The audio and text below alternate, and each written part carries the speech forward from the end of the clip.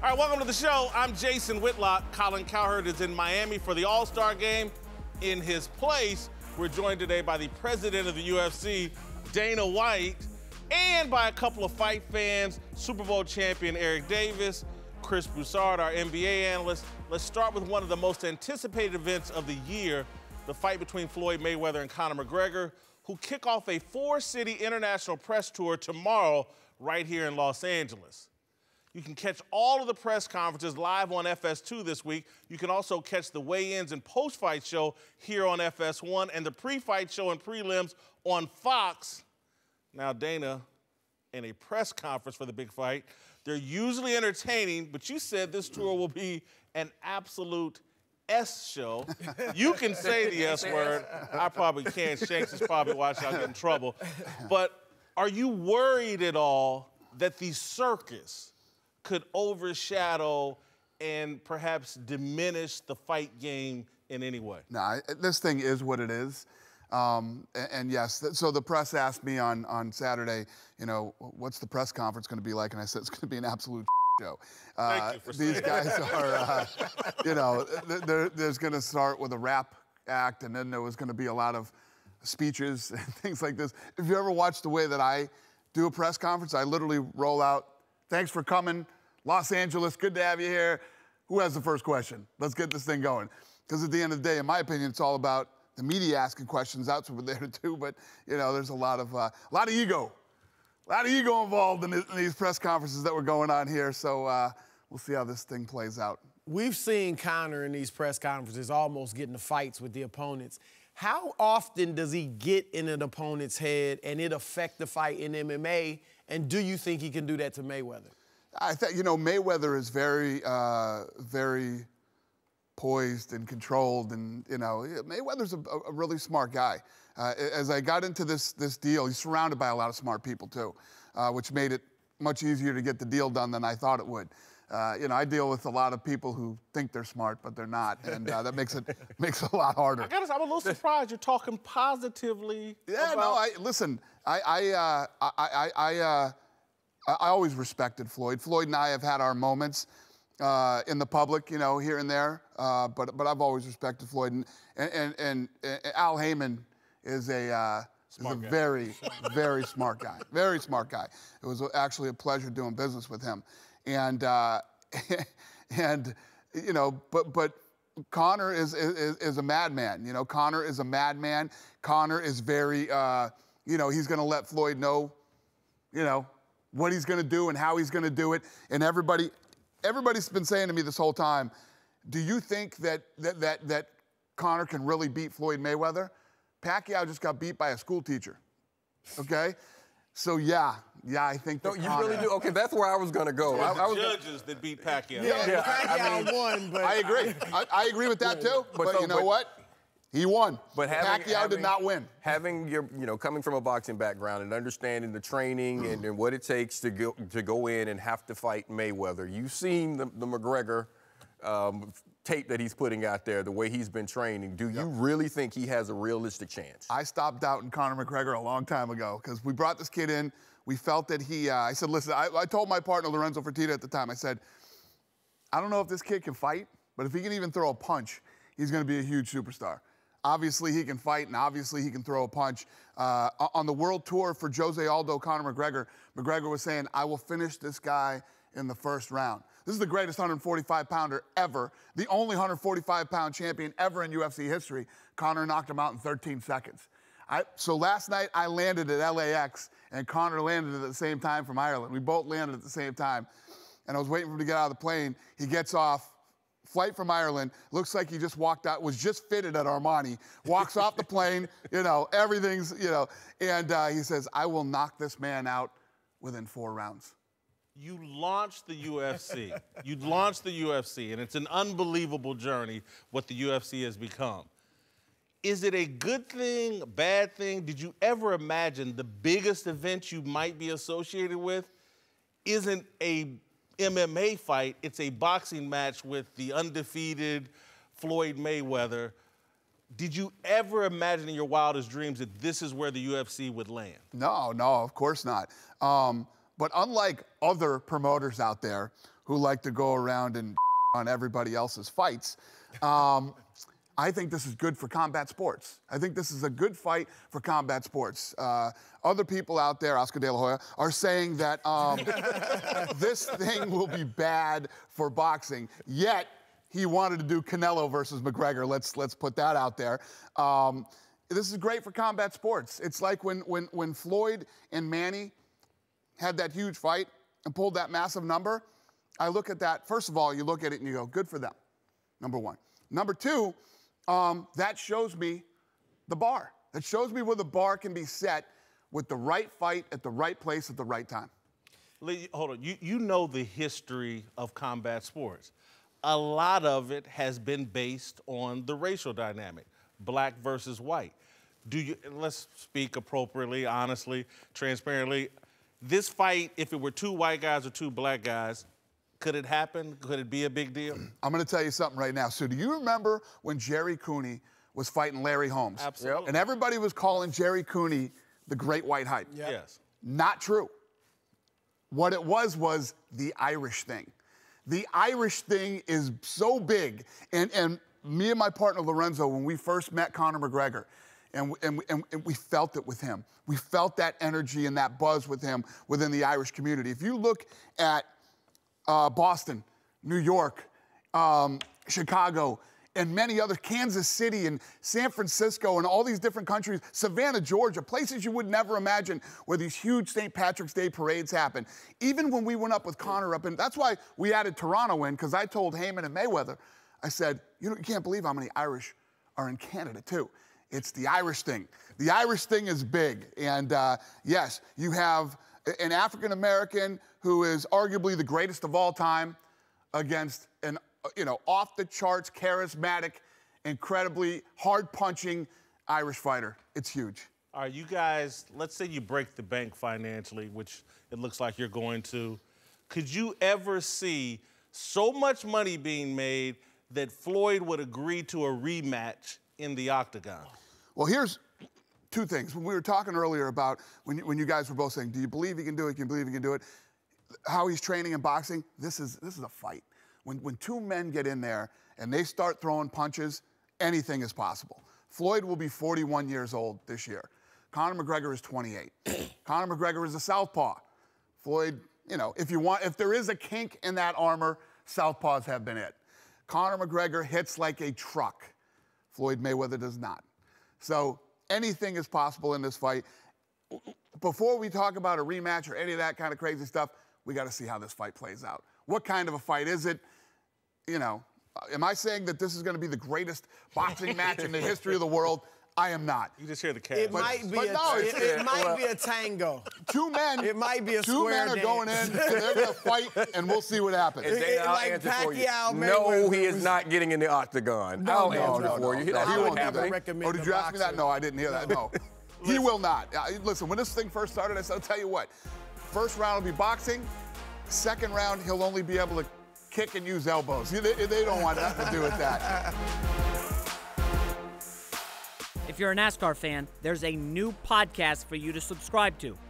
Heritage Road, the podcast that drives you down memory lane, takes you under the hood, and gets you behind the wheel of America's favorite racing competition. They talk to the hardworking drivers, crewmen, and fans that made NASCAR possible then and now. From NASCAR royalty Bobby Allison to the broadcasters that brought racing into homes around the country, they've got all the stories you've probably never heard before. Hosted by the voice of Texas Motor Speedway Rich Phillips, brought to you by Busch, the beer that has supported racing since 1979. Subscribe to Heritage Road today for free wherever you listen to podcasts. Now let's get back to the show. UFC 214, John Jones, Daniel Cormier. You guys are not shying away from Jones's background and problems. Face your demons or something, I think is a slogan.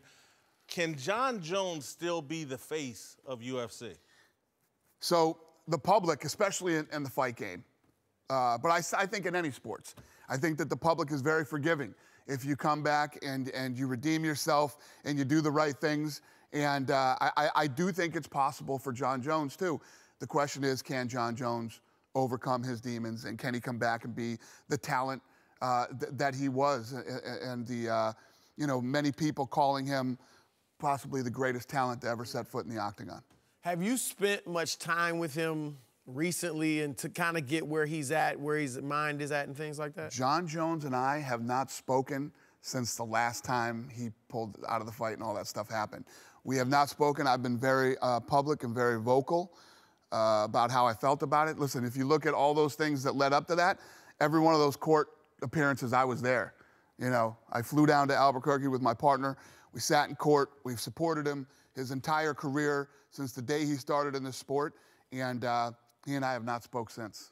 Do you need him? Does the sport need him? Because the largest thing that's happening right now in the sport is in the boxing ring. Well, let me put it this way. Everybody, for years now, people were saying to me back in the old days, what are you going to do when Chuck Liddell retires? What are you going to do when Anderson Silva retires? What are you going to do when this guy retires? I've been hearing that my whole life. Do we need Jon Jones? Yeah, I think we do need Jon Jones. Jon Jones is possibly one of the greatest ever. And personally, as a fight fan, I want Jon Jones. I want to see Jon Jones continue his legacy. But as far as the business goes, there's always guys going to come and go in any sport, not just this one. But I would like to see Jon Jones do well. I got a better question for you. What are you going to do when Ronda Rousey gets exposed and knocked out? What are you going to do with the women's division? Cyborg is the best female fighter. Are you finally going to show her some love? You blocked her on Instagram. Are you going to show Cyborg the love that she deserves? First of all, that's the craziest thing I've ever heard in my life. I did not block her on Instagram. You sure? Yeah, one of your positive. assistants. Nobody, you were hacked, right? Nobody, I was hacked. No, she was never blocked. You want to hear what's crazy? So that night when they called me out on did you block her, I started looking. I couldn't pull her up. She blocked me. I was actually blocked by her. I don't know if she did it by mistake or what the deal was, but I did not block her.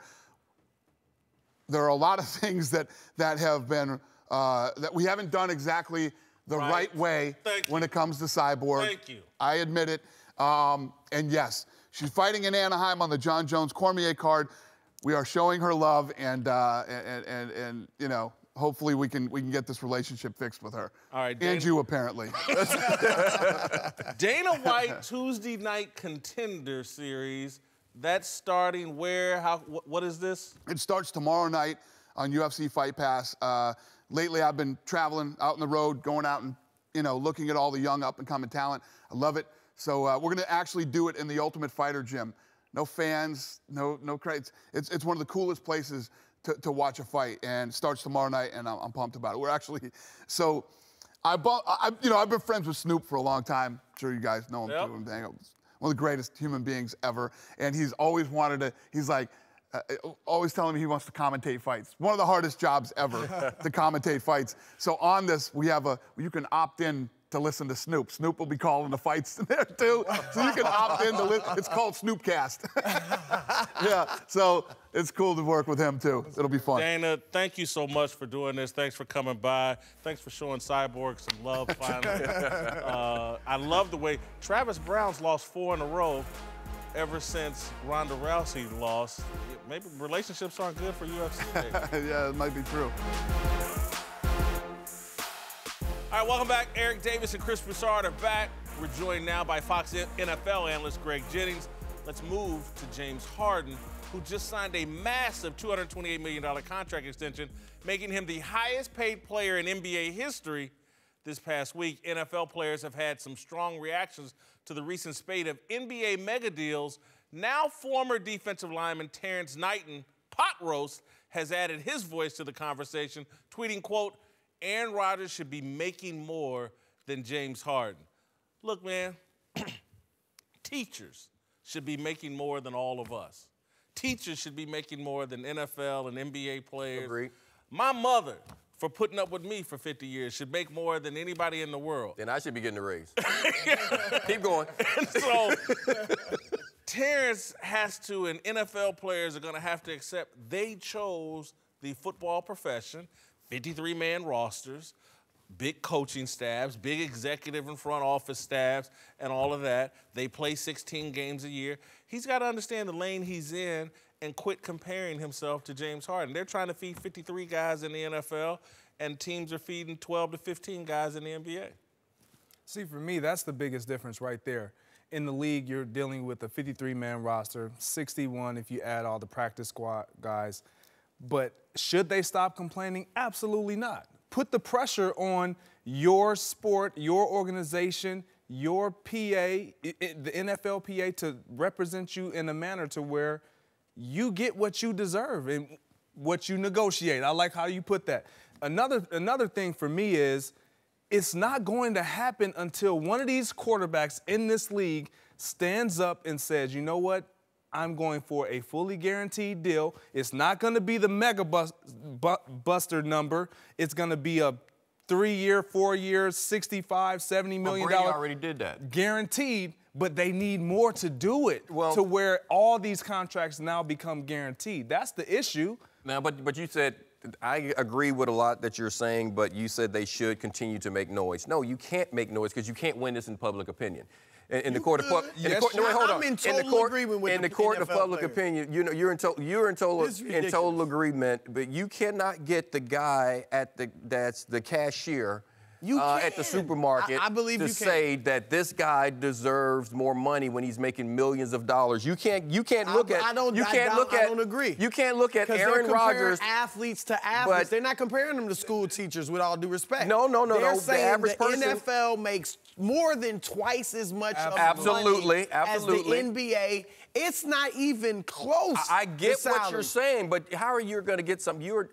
Aaron Rodgers right now. You're saying Aaron Rodgers deserves more money. Okay, he's making He's on a $110 million extension right now. It's very hard to get the average person to feel sorry for him. Bring up an average player, but who's risking his health. I get all that. Years on your life. I get that. You ain't doing that in the NBA. I understand all of that, but now it goes back to the other part that I said. Making noise like this, sending out tweets, yelling, doing all that, it's not going to change a thing. You know why basketball is in that situation? Why baseball is in that situation? There you go. They negotiated themselves into a position in which they can get those guaranteed contracts. That's what you have to do. You're not going to ask for it on Twitter. Making noise, sounding the alarms does put pressure on the Players Association. And look, I get the 53-man roster versus 15 guys. Here's what I would like to see, though, in the NFL. You can't guarantee 53 contracts per team. But there should be some type of clause, and I'm not saying these should be the stipulations, but something like if you make a Pro Bowl twice, or if you start for 3 straight years or something, your contract's guaranteed. For star players, starters in this league, not to have guaranteed contracts is ridiculous. The only way it's going to happen I'm not asking for the third string. The only way it's going to happen is if the guys stop going for the monopoly money.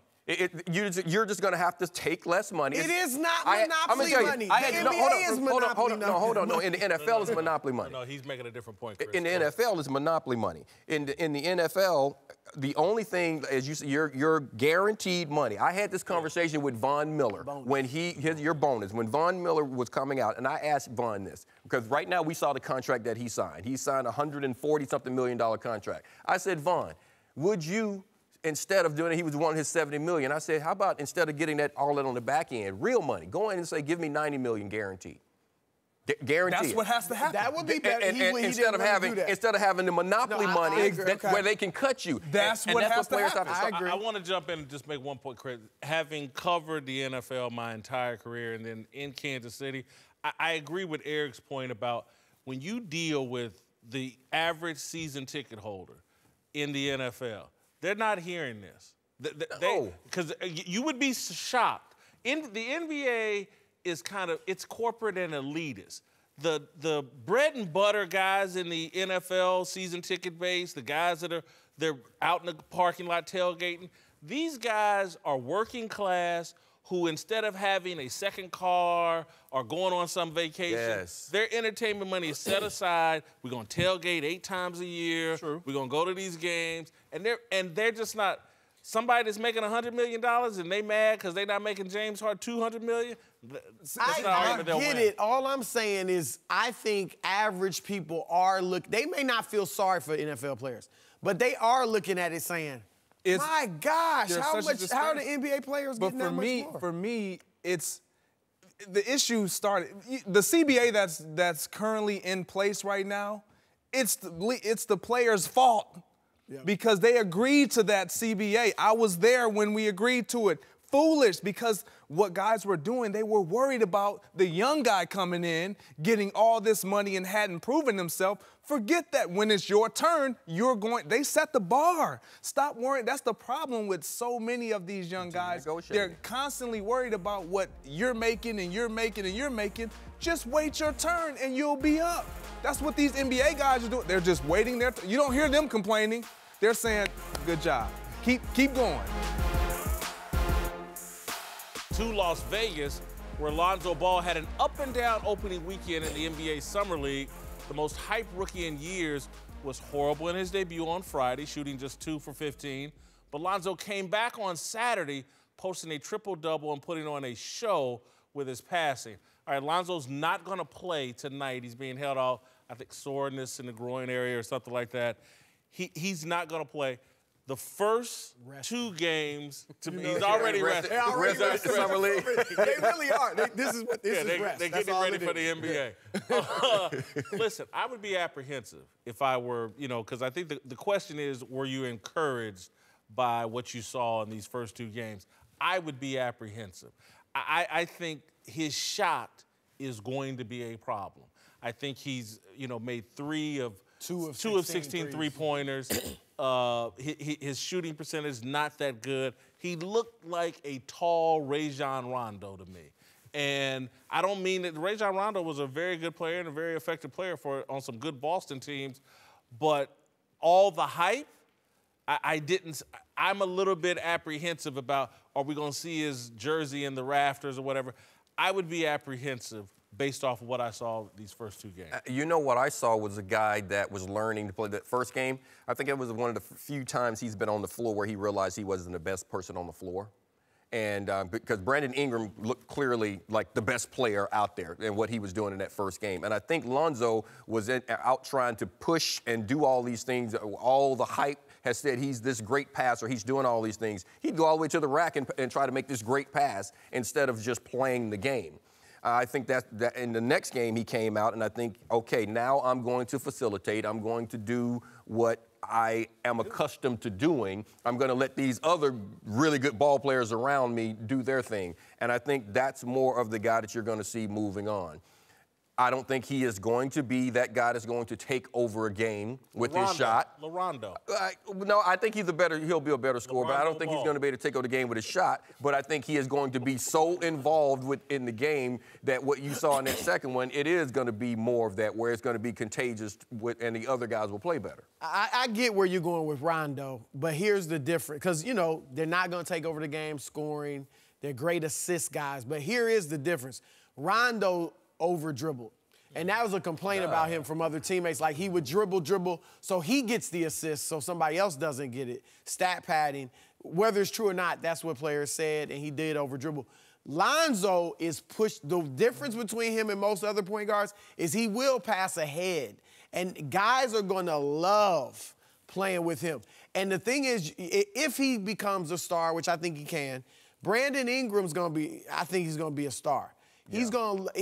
Now you got 2 stars, and Ingram doesn't have to worry about competing with Lonzo. Because Lonzo's not trying to outscore him. He's just trying to get Ingram off. That's what he does. And you saw the Lakers making the extra pass, overpassing even. That unselfishness is contagious. So I liked what I saw from him. I do too. And for me, why it's encouraging to the Lakers is because when you look, and before I continue my statement, I am not comparing him to Magic. But with Magic being right there looking down on him and being in that facility every day with him, we're going to see a Magic-esque Lonzo Ball. Why? He's not a great, I don't care what you look at, he's not a great shooter. In my opinion, it's going to be hard for him to get that shot off the way he releases the ball. He doesn't care about that. Why? Because he's going to push the tempo. Like you mentioned, when they get the rebound, they outlet to him, his first look is all the way down the court. Everybody loves that. Why? Because I know this guy, even though he can be a star, he's going to be unselfish. He's going to get me off before he even tries to get off. The problem that we have with a LeBron James is we know he can score, so it's like, why don't you take over a game? We're never going to wait for Lonzo Ball to take over a game. Why? Because that's not his game. As long as he continues to do what Magic did with Kareem, with all those guys around him, he never had to be that guy. Now, they wanted him to eventually evolve into that guy, and he had to, but early on, he never had to do it. Chris, answer me this, riddle me this. He's not playing tonight. Isn't De'Aaron Fox playing tonight? I'm not sure yet if Fox, but I'll say this. I think it's more on the team in this case, because I've been to summer leagues in the past where they sit guys out games. Ben Simmons sat out some games. I see where you're going. I get where you're going. I see where you're going. Yeah. Gave him 40. I see where you're going. Oh, my God. Oh. I knew that. I knew that. Somebody give you 40? Look, and you don't want to be out there? Go to the team and say, I want to play. I get it. And that's what some people I've talked to have said, I don't see that enthusiasm. You know, Magic had that enthusiasm Absolutely. when he played. You don't see that with Ball. I think the more apt comparison for Ball is Kidd. He's going to be like Jason Kidd, which is great. That's a Hall of Famer. Jason Kidd, a competitor. Every competitor I know. He wasn't vocal, though. Somebody give me 40. I'm going back out there and going to try to get him down to about 35 or something. He probably would. Fox probably would put up much better numbers tonight if they did go against each other. Because Ball's never going to. I think he can settle into being a 17-point, 11-assist guy when he's in his prime, which is great. But he's not going to be that guy to shake you up with the dribble. No, that's not his game. I haven't seen him take one mid-range jumper. I think he's going to have to work on that. I know it's hard with that, look, but look. I'm just going to say it. A lot of times I blast off into you guys, but I appreciate you come back every day and you still do the show. All right, welcome back. Chris Broussard and Jason McIntyre are back. Let's move to the Big Three, where Week 3 action tips off tonight from Tulsa, Oklahoma. Now one of the league's best players, Steven Jackson, is making some bold claims about what a team of Big Three All-Stars could accomplish. I honestly feel if you got the top 10 guys here, we can beat the actual NBA team. So not just the Summer League, we'll beat the actual NBA team. And that's no gas. I wasn't smiling. I'm dead serious. I agree. Love Steven Jackson. Yeah. Action Jackson. Love Steven Jackson. This is a bad strategy, though.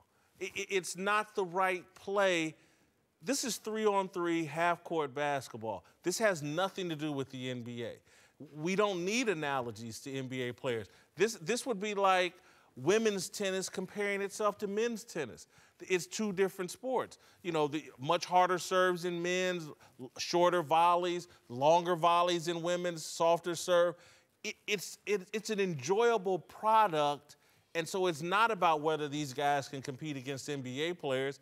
It's whether or not these guys can put on an entertaining product playing 3-on-3 basketball. Steven Jackson, not the greatest strategy here. Now, see, I think you're dead on it. You don't need, it's like comparing, you remember the USFL?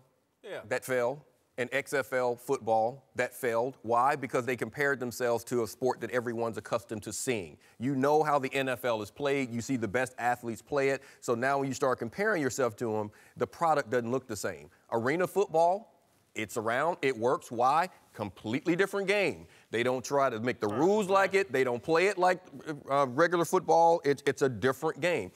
You need to make the Big Three a different game. Let the stars of this game be the stars of that game and not try to compare them to the NBA players. I agree with you guys. However, in today's society, anything that creates noise, right, is good for you. You know, like them saying, I think we can beat NBA teams. You have some foolish fans out there that might think, you know what?